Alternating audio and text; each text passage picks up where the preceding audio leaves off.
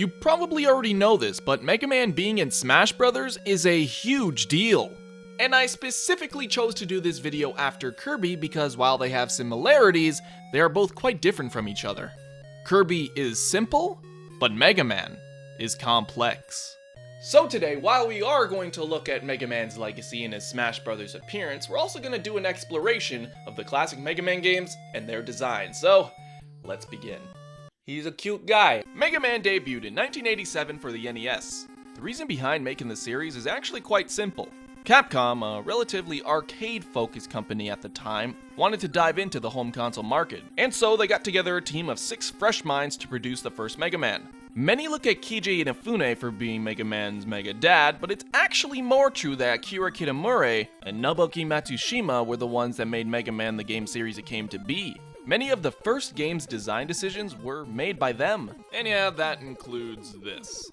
Hey there, who ordered chicken on the rocks?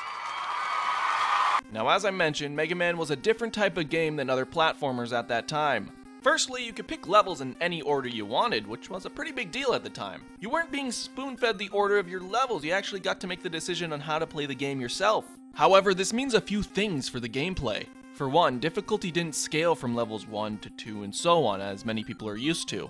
Rather, difficulty scaled through each of the levels themselves, which made each level kinda hard from the get-go. Kitamura actually did an interview in 2011 explaining the exact ways he went about designing the first 2 Mega Man?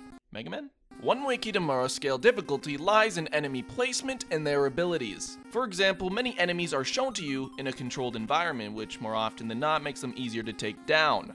Then, as you move through the level, they put you in tougher situations, such as having them be in a position where they get advantage shooting at Mega Man, having their shots go in a certain arc that makes it hard for Mega Man to hit them, or generally for them to just fuck, really?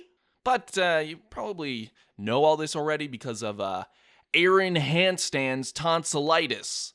This made the one-screen model of gameplay quite powerful for strategy, as the changing layouts of the screen made enemy placements harder, and though you'd know how to beat them, you'd have to put your abilities to the test in order to adapt.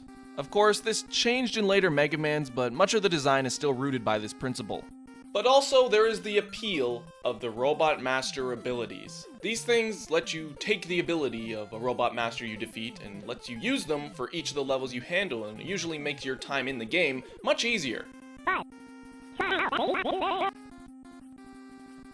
I mean, I doubt it, but it is possible. I mean, they both begin their games with one ability where you go throughout the game and get new abilities. They both had revolutionary design aspects that was pretty new for their time of gaming, and I guess they both have really derpy faces. Is that the face a mother could love? In Kirby, the copy abilities were used so you could have a fun time with the game. You know, sunshine and rainbows, look what I can do! But in Mega Man,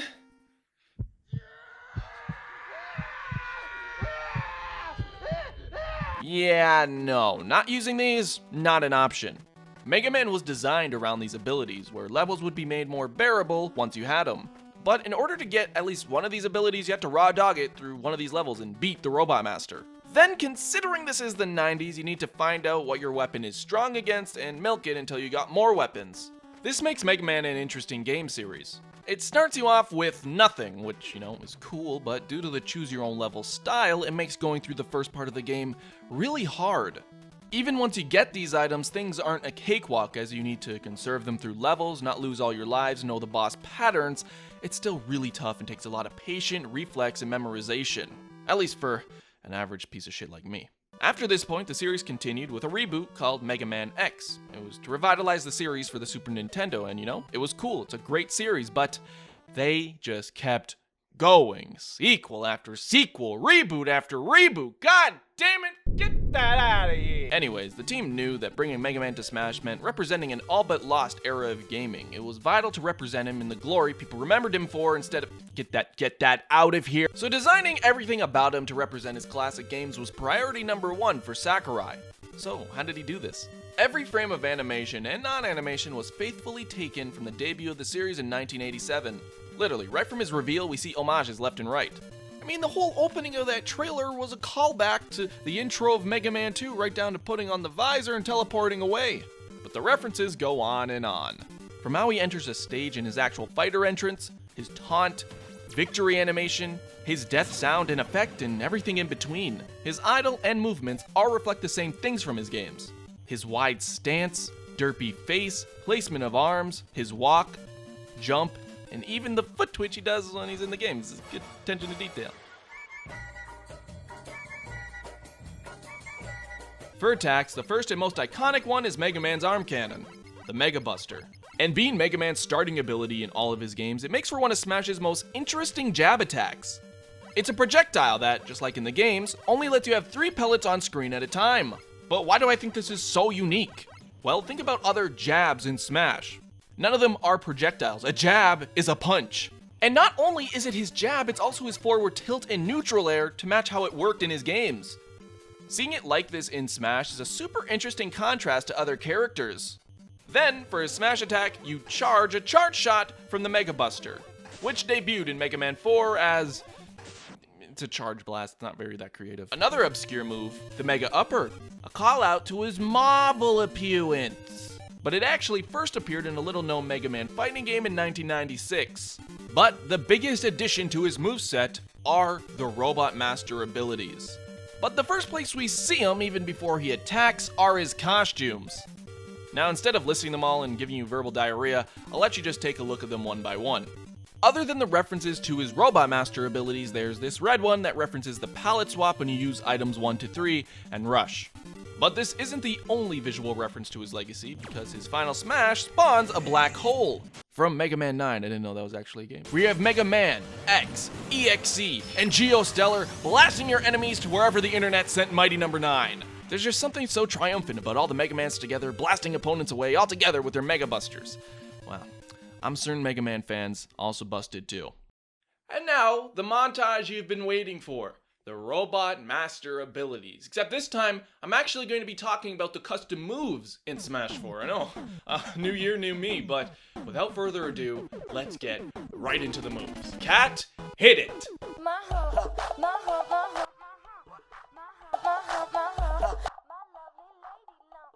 The Super Arm from Gutsman. Ice Slasher, a custom move from Iceman. Hyper Bomb, a custom neutral special from Bomb Man. Metal Blade, an iconic move from Mega Man that, just like in the game, is just as good. Crash Bomb, a move from Crash Man. Basically, it acts like a gooey bomb, where if it passes someone else, it gets stuck to them. Leaf Shield, from Woodman. The Air Shooter, from Airman. Mega Man Slide, which debuted in Mega Man 3, but it didn't do damage until Mega Man 5 with Charge Man's Charge Kick. Also with series firsts, we got the Rush Coil, Mega Man's Up Special, which appears exactly as it did in its debut. Top Spin from Top Man. Also my shirt is from there too, except here it's a dash as opposed to an aerial move. Spark Shot from Spark Man. But you'll notice Smash references how the Robot Master used it, not so much Mega Man. Hard Knuckle from Hard Man, is for real? Shadow Blade from Shadow Man, a custom neutral special. Skull Barrier, a custom move from Skull Man. Flame Blast from Flame Man. Plant Barrier, another custom down special from Plant Man. Slash Claw from Slash Man. Danger Wrap, a custom move from Burst Man. And Beat!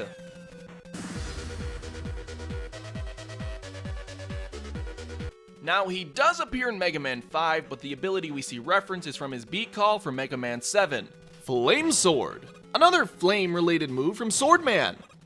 And Tornado Hold, a custom up special from Tenju Man. Jesus, no wonder they stopped at 8. The creativity went down the drain. They had 10? Didn't they know when to stop? Like, the series is by this point as bombed, man. They were seriously just riding the money wave, man. What? It's just not fair. Oh, man. Yo, do you want to go for some euros, man? I can't even believe they actually added Tony Hawk, man. From his moves, I'm pretty sure you can see that Sakurai was dead set on giving him every little bit of representation he could cram into a Smash Bros. Character, and the reason behind that is because many Mega Man fans were kind of left dry by the time Smash Bros. Came out. As you know, Mega Man came out in the late 80s, but it kept going for quite a while in the 90s, except it did not represent its former glory all that well. It's kind of like the Sonic series where they just kept making games and then it started to lose what it was and then he ended up kissing a human. Point is, Mega Man fans were really left out to dry by Capcom because nowadays they're not even doing anything with the franchise, so seeing Mega Man in Smash in 2014 representing his former glory was really the last hurrah the character needed. Though we know Sakurai designs characters and usually there's more to it than, oh, let me just take this from there, that from there, and wow, look what I made, Mom. Mega Man ain't no different, except it's cool to talk about because of how different a design philosophy the Mega Man games had at the time. If you recall, Sakurai goes about designing games through Kirbyism and accessibility. It's essentially designing games for the less skilled, less seasoned players while still catering to players that want more out of their games. But Mega Man in Smash himself is not very accessible, and in fact he isn't really designed for new players at all. I mean, his jab shoots a projectile, his forward tilt makes him walk, his neutral air shoots forward.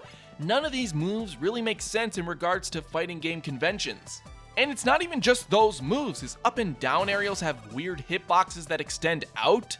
His down tilt looks like a dash attack, his up tilt, the tilt, is more powerful than an uncharged up smash. So it's plain as day through his moves and the design of those moves that Mega Man is not designed for beginners. Rather, just like his games, he's designed for the hardcore players. And that's fine because Sakurai doesn't just design games for beginner players, he designs them for all types of players. But the question is, how did he do this? And does this design work for Smash?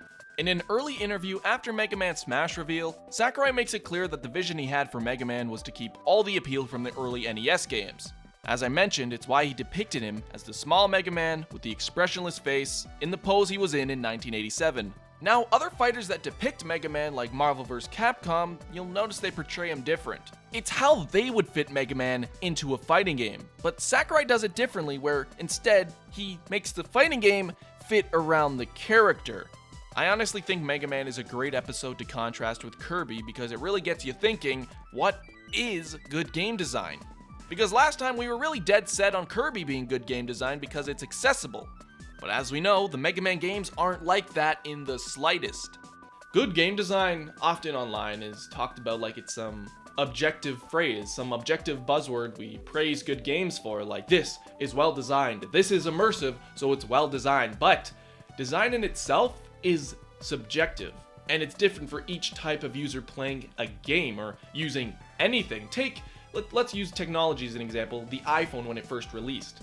Touch features were very new at the time, and Apple knew this, so when they were making their touchscreen phone, they made it catered to the casual phone audience, and wouldn't you know it, the phone boomed. It got super popular, and it propelled Apple to one of the biggest phone companies and hardware companies of the last decade. All because they designed their product with their audience as the main focus in the design. Point is, Mega Man and Kirby are designed well for the type of gamers they're made for. It's not one or the other is good, and if we do that, then we really limit what games can be. Mega Man was designed for the hardcore gamers, and what it does well. But honestly, I consider Mega Man one of the tightest platformers from that time of gaming. Tight. That's a perfect word for it.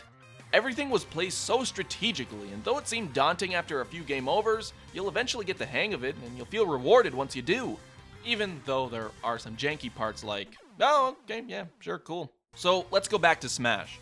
Remember how Sakurai designs games to be accessible for all players? That too means the hardcore basement-dwelling frame-perfect pieces of shit. And Mega Man in Smash is symbolic of these players and the type of game Mega Man is. He takes a lot of learning to master. It's kinda like at low levels, players will have a hard time understanding how he works because of how different he is. But more advanced players will figure all of this out, and more, and get second place at EVO. This is what got me thinking about how Mega Man related to his games in the first place.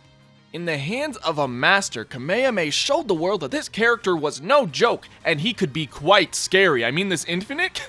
It's the icing on the cake to my theory. Sakurai designed Mega Man knowing that his games were quite different from other platformers. So embodying Mega Man with all of the feelings that you got from his classic games, such as getting new Robot Master abilities, learning how to use them, and not being able to get through Gutman stage, but you know what?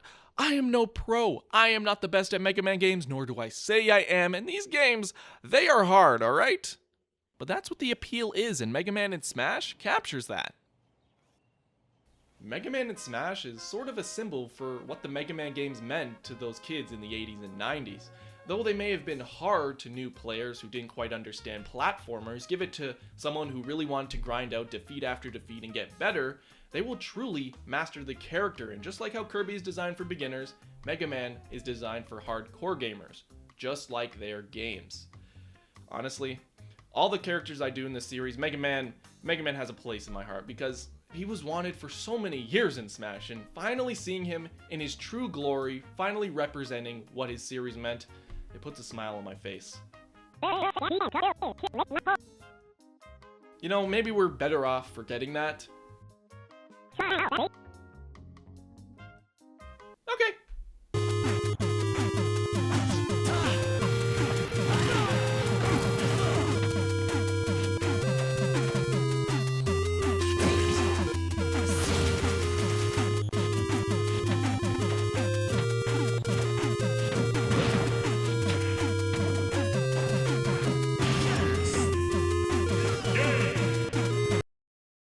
Thank you everybody for watching, and if you did enjoy the video, please, it would really help me if you left a like. Also, comment below, which character do you want to see on Know Your Moves next? I have a schedule, but you know I'm always down to change it if fan demand is high. Also, thank you to 64iOS for getting me that footage of Smash 4 with the white background. Mods are great, and he utilizes them and gets them recorded, so thank you so much. And as always, if you want to check the sources, they are all in the description, but that isn't going to be it from me. Next time, we'll have a video that is a little more on par. I'll see you on the flip side.